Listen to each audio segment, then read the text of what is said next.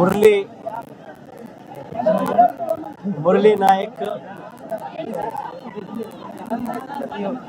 చిన్నవాడైన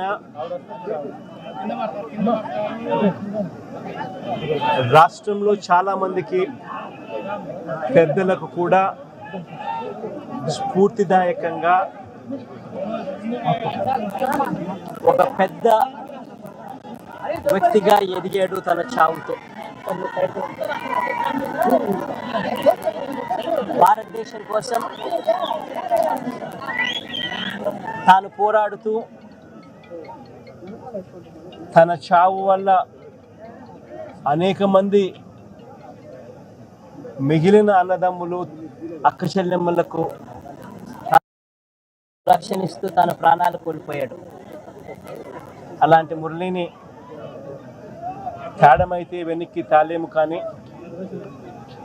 కానీ మురళి చేసిన త్యాగానికైతే మాత్రం ఆంధ్ర రాష్ట్రంలో ఉన్న ప్రతి ఒక్కరం కూడా మురళికి ఇప్పటికీ కూడా రుణపడే ఉంటాం.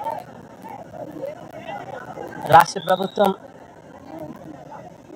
మొట్టమొదటిసారిగా ఏ జవాన్ చనిపోయినా కూడా ఆ జవాన్లకు ఇటువంటి ఘటనలో ఏదైనా కానీ ప్రాణాలు కోల్పోతే, దేశం కోసం పోరాటం చేస్తూ ప్రాణాలు కోల్పోతే 50 లక్షల రూపాయలు ఇచ్చే సాంప్రదాయం మొదలుపెట్టింది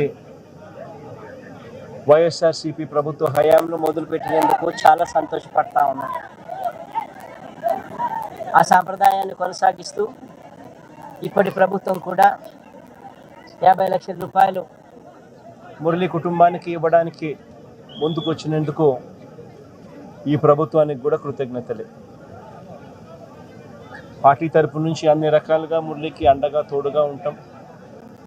పార్టీ తరపు నుంచి ఒక 25 లక్షల రూపాయలు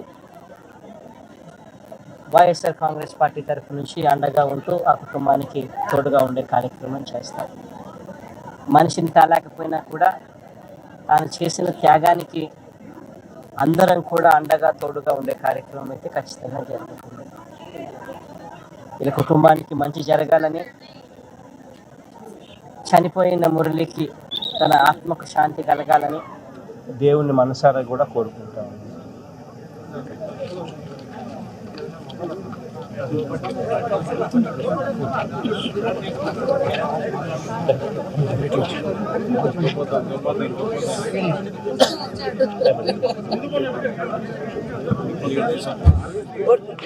కోటి కోటి ధన్యవాదాలు సార్.